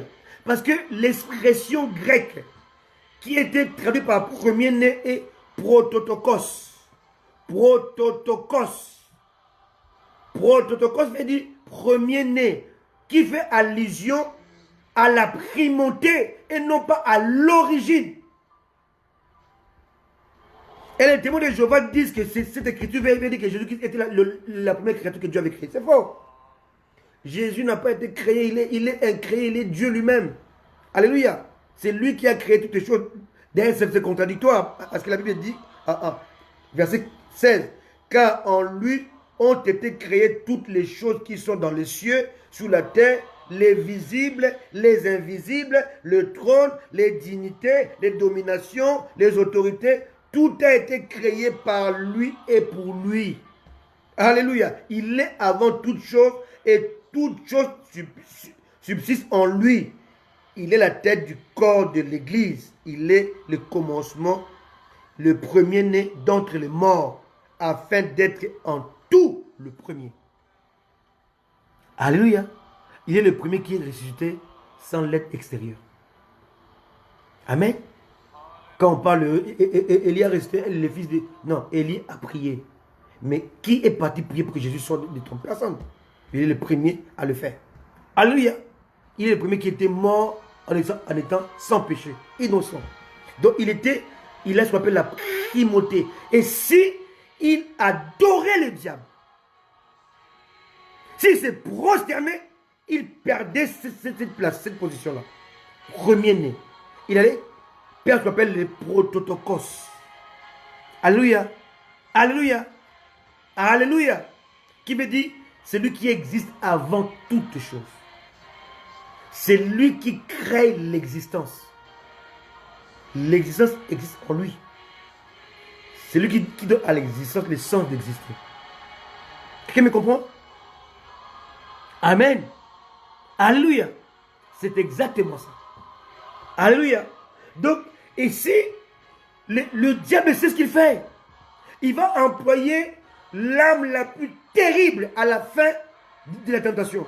Il dit que si les autres ont loupé, parce que les autres étaient moindres, mais celle-là, cette âme-là, si je réussis à la placer, c'est fini. Je tue ou je supprime la rédemption. Parce que Satan savait qu'il y aurait rédemption, mais il ne savait pas comment et à quel moment. Alléluia. Parce que le mystère du Fils était caché aux yeux du monde des ténèbres. Satan n'a jamais su, je le répète aujourd'hui, n'a jamais su que l'homme Jésus était Dieu en lui. Non. Il ne savait pas. Alléluia. Il ne savait pas. S'il le savait, il n'aurait jamais poussé à la mort. Amen. Alléluia, il ne savait pas.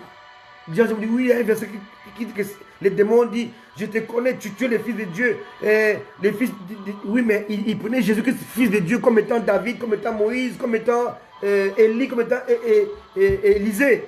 Pas comme étant Dieu en lui. Non. Il ne savait pas. Ça, il ne savait pas. Alléluia. Il ne le savait pas. Il était surpris par ça. Parce que ça a été caché à tous les esprits qui comprennent. Même les anges de Dieu ne le savaient pas. Alléluia. Ils étaient surpris par ça. Amen. Il y a encore d'autres mystères qui sont dans la Bible que nous devons comprendre. Amen. Alléluia. C'est dommage qu'aujourd'hui, les gens ne veulent plus être enseignés. Ils veulent les choses qui frappent, les choses qui impressionnent. Un pasteur qui est en costume, cravate, qui crie du début à la fin, qui commence à crier, qui donne l'onction à qui il veut. Je ne comprends pas. Je ne comprends pas ça. Toi, tu es qui pour donner l'onction? C'est Dieu qui donne l'onction. Alléluia. C'est dangereux. Il faut arrêter de tromper les gens. Amen. Bien-aimé, tout ce que le diable vous propose n'est jamais gratuit. C'est toujours en échange. Le succès, c'est un échange de ton âme. La gloire éphémère, c'est un échange de ton droit d'aînesse. Les richesses incertaines, c'est un échange de la vie éternelle. Le but du diable, c'est de vous déchoir de votre position acquise en Christ. Alléluia. en vous proposant des positions humaines, des titres pompeux, considérés par des hommes et non par Dieu. Satan, petit à petit, il agrandit son influence dans votre vie, dans votre esprit. Amen. Alléluia. Soyons vigilants. Demeurons éveillés. Car le diable utilisera toujours le matériel afin de nous égarer loin du spirituel. Dans le seul but de nous déchoir de notre héritage acquis au prix du sang à la croix. Alléluia. Alléluia. Alléluia. Aujourd'hui, le problème récurrent des enfants de Dieu, des chrétiens, de surcroît, de nos jours, se situe au niveau de la vulgarisation qu'ils sont en train de faire concernant l'ombre. Je ne sais pas si j'ai le temps de parler de l'ombre aujourd'hui. Je vais essayer de parler de l'ombre aujourd'hui. Bien aimé, l'ombre est vulgarisée, promue, élevée au détriment de la réalité. Certains hommes de Dieu font même l'apologie de l'ombre en sous-estimant la réalité manifestée au travers de la grâce en Jésus-Christ. Alléluia. Un homme de Dieu américain dit: n'ayez pas peur de l'ombre car elle ne tue pas. La taille de l'ombre dépend de la position du soleil dans le ciel. Alléluia. Alléluia. Alléluia. Alléluia. Amen. Le soleil se lève et se couche selon la tradition humaine. Mais en réalité, le soleil ne se lève pas, ne se couche pas. C'est la terre qui tourne. Mais considérons cette tradition-là. Supposons que le soleil se lève, quoi? À l'est, hein? Il se couche à l'ouest, c'est ça, non? C'est ce qu'on dit. Alléluia. Le soleil qui est à l'est ne donne pas l'ombre de la même manière que le soleil qui est à l'ouest. Donc, la taille de l'ombre et son positionnement dépend du positionnement du soleil. Alléluia, quelqu'un me comprend? Alléluia. Si tu es là comme moi, je suis là, le soleil est à ma gauche, mon ombre sera à droite. Si le soleil est à ma droite, l'ombre sera à gauche. Donc, l'ombre d'une personne se positionne par rapport à la position du soleil dans le ciel.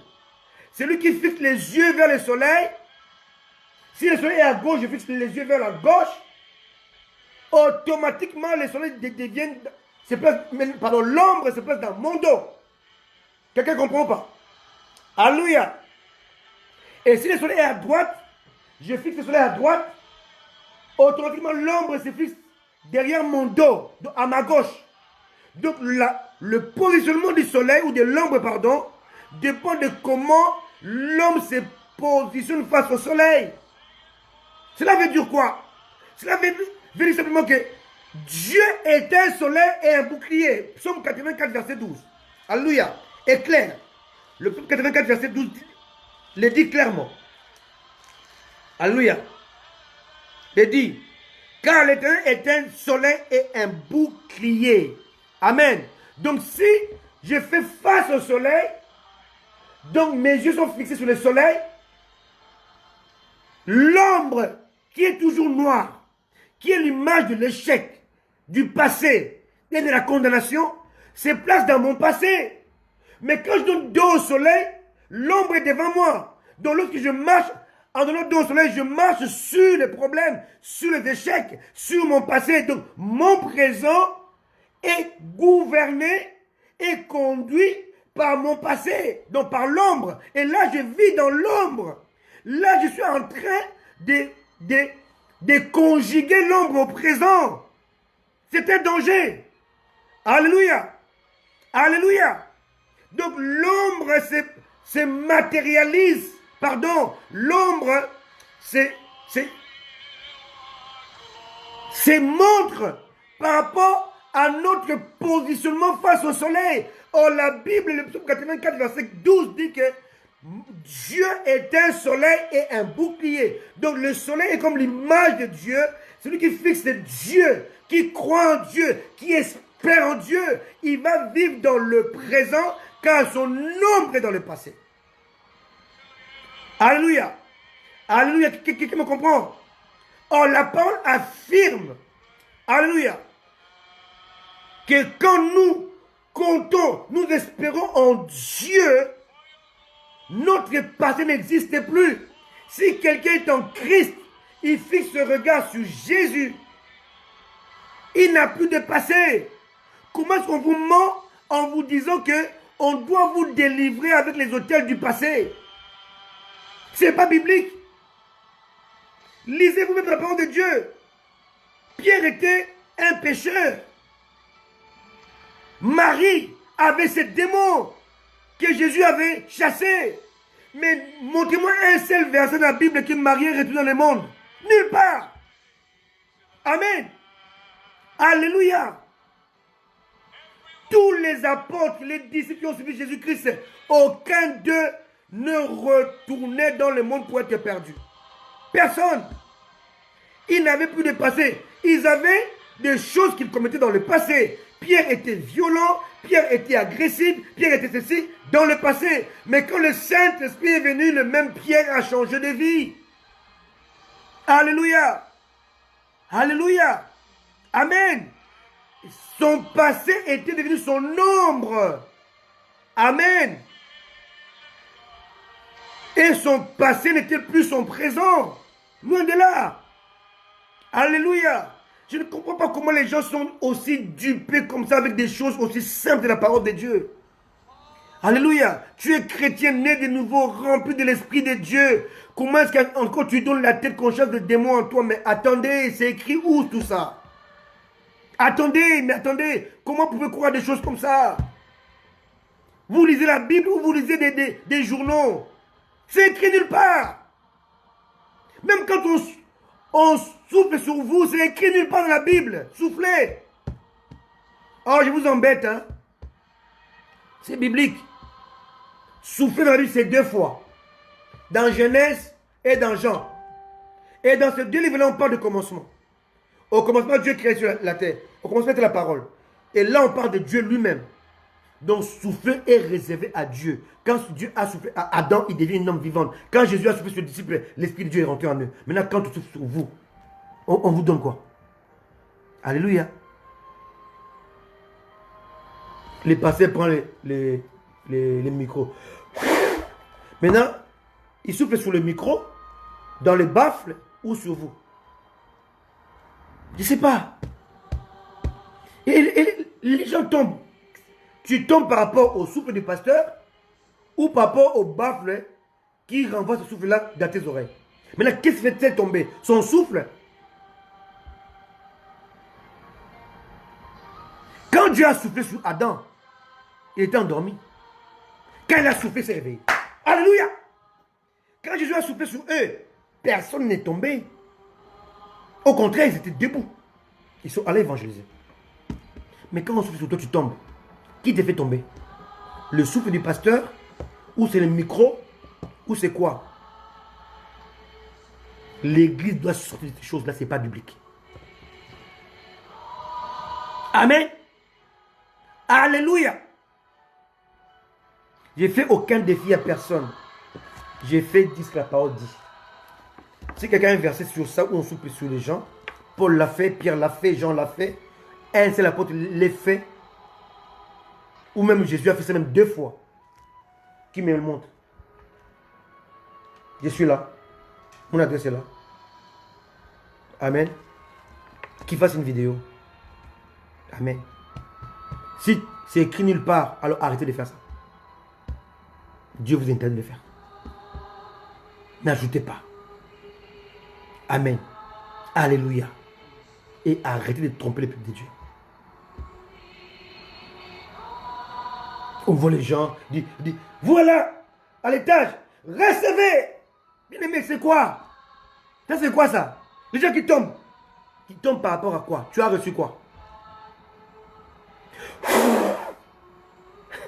Et tu tombes. Tu as reçu quoi? Non, ça c'est ou soit c'est la magie, soit c'est le satanisme, soit c'est le cinéma. Mais tout, sauf Dieu. Bien aimé, les hommes de Dieu qui me suivent, combattez-moi si vous voulez. Mais ce livre-là va vous vaincre. La parole de Dieu. Le temps est arrivé où l'Église doit revenir à la sainte doctrine. Tout ce que vous faites là, Dieu va supprimer ça dans la tête de ses vrais enfants. Ils ne croiront plus en vous. Vous avez beaucoup trompé le peuple de Dieu. Alléluia. Le temps de la vérité, de la sainte doctrine est arrivé. On n'a plus à adorer les hommes de Dieu. On n'a plus à se mettre à genoux devant les hommes de Dieu. On n'a plus à boire des, je ne sais pas quelle eau là, à amener le sel. On n'a plus même à faire l'huile avec tout n'importe quoi. Le temps est arrivé. Alléluia. Amen. Je ne suis pas en combat contre personne. Le temps est arrivé où la vérité doit franchir le peuple de Dieu. Prêchons l'évangile avec simplicité. Pourquoi chercher à faire au-delà de ce que Dieu n'a pas fait, au-delà de ce que les apôtres n'ont pas fait, au-delà de ce que Jésus-Christ n'a pas ordonné? Pourquoi faire ça? Vous êtes habité par quel esprit qui vous pousse à prendre les chrétiens comme étant vos esclaves, à les maintenir? Amen. Alléluia. Les chrétiens, ils sont même plus captifs de Satan, mais des hommes.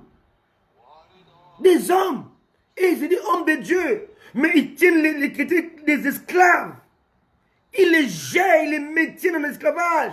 Tu dois aimer ton pasteur plus que ton mari. Mais c'est grave ça. Obéir à ton pasteur plus qu'à ton mari, mais attendez. Arrêtez ça. L'image vient de Dieu. Amen. Je n'ai pas dit qu'il faut désobéir au pasteur. Je n'ai pas dit ça. Alléluia. Il faut respecter, honorer. Mais il faut écouter et obéir à son mari. Car c'est lui qui te l'a donné. C'est Dieu. Amen.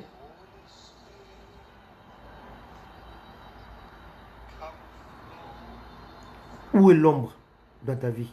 À gauche? À droite? Derrière? Ou devant? Cela montre la position du soleil par rapport à toi. Alléluia. Alléluia. Alléluia. Alléluia. Hébreux 7. Je m'arrête là aujourd'hui. Et dimanche prochain, je vais continuer. Parce qu'on ne court pas. Amen.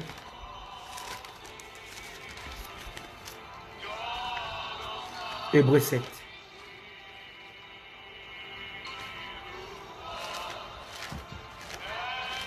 Hébreux 7, verset 11.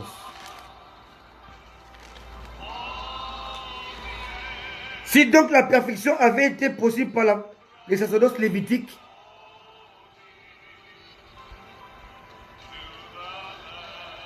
car c'est sur ces sacerdoces que repose la loi donnée au peuple, était-il encore nécessaire qu'il paraisse un autre sacrificateur selon l'ordre de Melchisedec et non selon l'ordre d'Aaron? Car les sacerdoces étant changés, il y a aussi nécessairement un changement de loi. En effet, c'est lui de qui ces choses sont dites appartiennent à une autre tribu dont aucun membre n'a fait le service de l'autel. Ici on parle de Christ. Car il est notoire que notre Seigneur est sorti de Juda, tribu dont Moïse n'a rien dit pour ce qui concerne le sacerdoce. Cela devient plus évident encore quand il paraît un autre sacrificateur à la ressemblance de Melchisedec, institué non après la loi d'une ordonnance charnelle, mais selon la puissance d'une vie impérissable. Verset 17. Car ce témoignage lui est rendu, tu es sacrificateur pour toujours, selon l'ordre de Melchisedec. Verset 18. Il y a ainsi abolition d'une ordonnance antérieure à cause de son impuissance et de son inutilité. Car la loi n'a rien amené à la perfection et introduction d'une meilleure espérance par laquelle nous nous approchons de Dieu. Et cela n'a pas eu lieu sans serment, car les Lévites sont devenus sacrificateurs sans serment. Mais Jésus-Christ l'est devenu avec serment, par celui qui lui a dit, le Seigneur a juré, il ne se repentira pas, tu es sacrificateur pour toujours, selon l'ordre de Melchisédek. Jésus est par cela même le garant d'une alliance plus excellente. Alléluia. Ici, c'est montré par A plus B, la loi a été changée et le sacerdoce a été changé. Tout ce qui vont ramener, alléluia, le sacerdoce aaronique, avec des tuniques, avec des robes, avec les encensoirs, avec tout ce que vous voyez là, ils sont en train de réhabiliter la loi. Parce que dans le sacerdoce de Melchisédek, dont Christ est le souverain sacrificateur, tout ce qui est apparent, tout ce qui est matériel ont disparu. Tout s'est fait d'une manière spirituelle. On n'a pas besoin de porter 3 robes comme Aaron. On n'a pas besoin de couper les têtes des animaux. On n'a pas besoin d'aller faire des sacrifices à chaque fois. On n'a pas besoin de faire des offrandes à chaque fois comme le faisait au temps d'Aaron. On n'a pas besoin de se laver les visages et les pieds. On n'a plus besoin de ça. On n'a pas besoin de sel, de l'huile. Tout ça a disparu. Tout est lié et concentré dans la foi en Jésus. Il n'y a plus d'interdiction, ne mangez pas, ne bois, ça n'existe plus. Tout est en Christ, pourvu que nous puissions le faire avec action de grâce. Alléluia. Amen. Alléluia. Alléluia. Amen. Tout a été changé. Il y a eu abolition, c'est clair, net et précis. Alléluia. Amen. L'ombre était l'ombre de la grâce. La loi a été instituée, je vais lire un dernier verset, excusez-moi, dans Galates. Et je m'arrête là. Et c'est clair, Paul a été clair là-dessus. Pourquoi la loi? Alléluia. Pourquoi la loi? Paul est clair.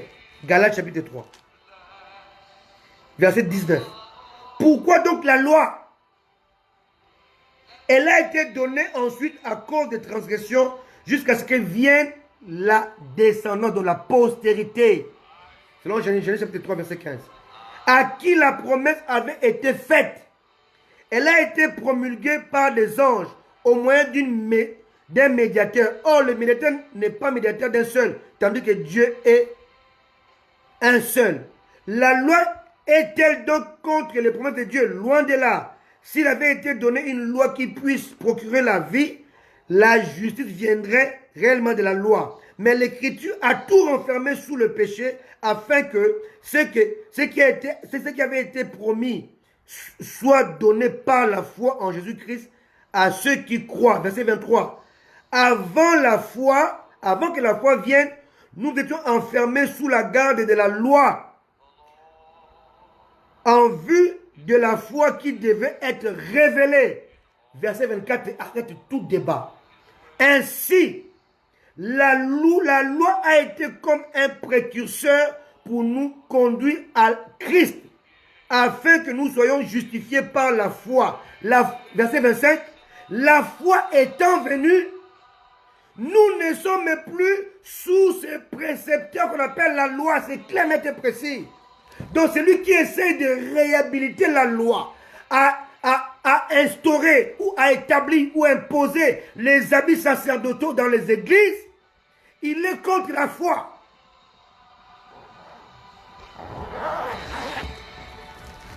Or, si tu es contre la foi, tu es un usurpateur.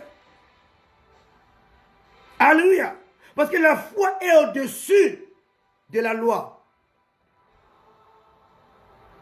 Alléluia. Alléluia. On n'a plus besoin des sacerdoce d'Aaron. On est dans le sacerdoce de Christ, selon l'ordre de Melchisedec. Donc, tous ceux qui vont réhabiliter la loi sont des usurpateurs. Et sont des antichrists qui combattent la grâce, qui combattent la foi. Parce que la loi ne peut pas se mixer avec la foi. Parce que la foi a ses propres lois. On appelle ça la loi de la foi. La loi du Christ. La loi de l'esprit. Donc, dans la foi, il y a aussi les lois. La loi du Christ est basée sur l'amour. L'amour pour Dieu, l'amour pour son prochain. Alléluia. La foi a ses lois aussi. Il faut croire avant de voir. C'est ça la loi de la foi. Alléluia. Amen. Que Dieu vous bénisse. Amen. J'ai pris beaucoup de temps alors que je ne suis qu'à l'introduction de cette deuxième partie. Alléluia. On va voir dimanche prochain les ministères de la mort, donc la loi, et les ministères du Saint-Esprit, donc la grâce.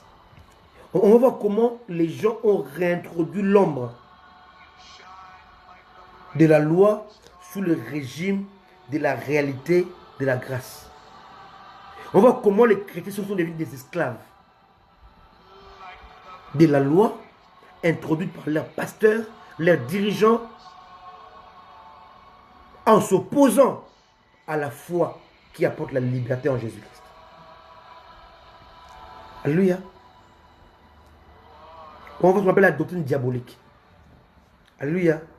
Qui ne fonctionne que sur la loi qui a été abolie par Christ. Et on va voir l'ombre du midi. L'ombre, pas de l'est, pas de l'ouest, mais l'ombre du midi. Elle est la seule ombre qui est différente de l'ombre de l'est et de l'ouest. On va voir pourquoi la Samaritaine était dans le puits à midi. Et à midi, où était son ombre? L'ombre de midi entoure la personne. L'ombre de midi, elle est réduite. Elle n'est pas longue. Elle ne fait pas la taille de la personne. Elle est quasiment inexistante. On va voir comment Jésus est parti lorsqu'il y avait l'ombre de midi. Et l'ombre de midi va révéler que la croyance de la femme au puits de Jacob était croire à un temps révolu, croire à une espérance désespérée, s'appuyer à un puits sans eau, crevassé.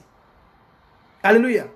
L'ombre de midi va pousser la femme à croire en Jacob, à croire au puits de Jacob, à croire au dit de Jacob, mais en rejetant la grâce de Dieu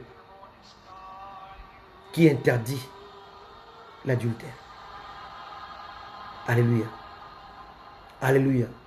L'ombre de midi montre que la femme était sous le régime de Jacob en rejetant le régime de Christ. Et on va voir que sa vie n'était pas gracieuse, elle était malheureuse. L'ombre de midi cache des mystères terribles. On verra ça dimanche prochain. L'ombre de midi. Christ veut montrer la femme. Il est midi. L'ombre n'est ni à gauche ni à droite, mais est au milieu. Tout ce que tu crois, c'est caduque. Ça ne te délivre pas. Le temps est venu où ce n'est plus à Jérusalem qu'il faut aller adorer. Ou si ce n'est plus en Orient qu'il faut aller adorer. C'est plus à porter des robes d'Aaron qu'il faut adorer. Mais le temps est venu où Dieu recherche le vrai adorateur. Qui savent adorer Dieu en esprit et en vérité sous l'ombre de midi. Dieu vous bénisse. Soyez bénis. Je vous aime. Alléluia. Je suis contre aucun pasteur, au contraire. Je soutiens les hommes de Dieu. Mais seulement, répentons-nous. Arrêtons de prêcher des bêtises et de vouloir enfermer le chrétien dans nos assemblées, nous empêcher de voir la lueur de la vérité qui est Christ. Jésus revient bientôt. Libérez le peuple de Dieu. Laissez-les aller vers leur Seigneur. Pas vers vous, mais vers Jésus. Libérez le peuple de Dieu. Arrêtez de les enfermer. Que Dieu vous bénisse. Père, merci pour la parole. Bénis tous ceux qui l'ont écouté et entendu. Laisse que cette parole soit gravée dans leur esprit, dans leur cœur. Et qu'ils puissent s'accrocher, non pas aux hommes, non pas à moi, Christian, mais à toi, qui est la parole révélée. Pour ta seule gloire. Au nom de Jésus. Amen.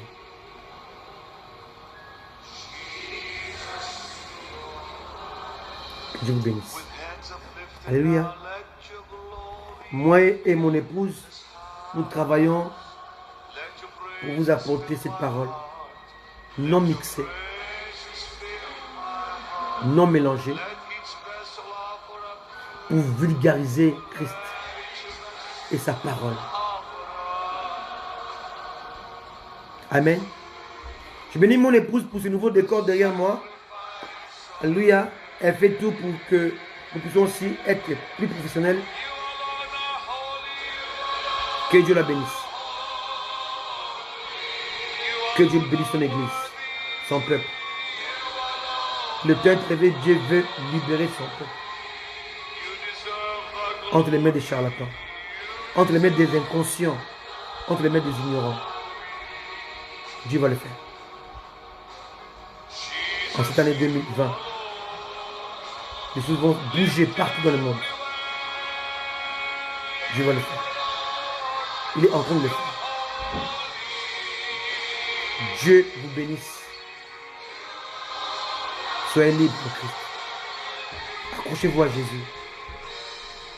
Au nom de Jésus. Amen.